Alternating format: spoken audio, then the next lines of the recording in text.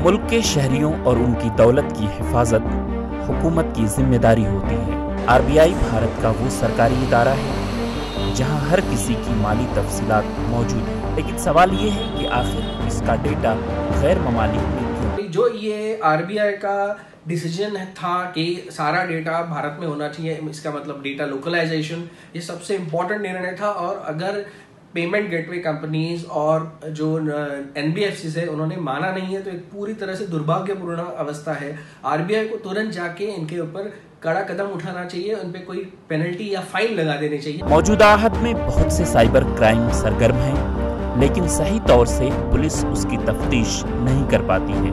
Data localisation मतलब भारत का data Bharatvarsh में होना एक साइबर स्पेस में साइबर वॉरफेयर के लिए एक इम्पॉर्टेंट हथियार बन के उभर सकता है।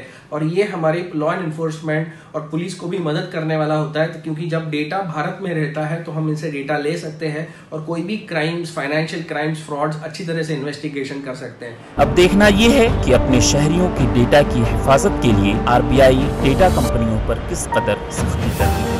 को मानना एक कंपनी को बहुत जरूरी है।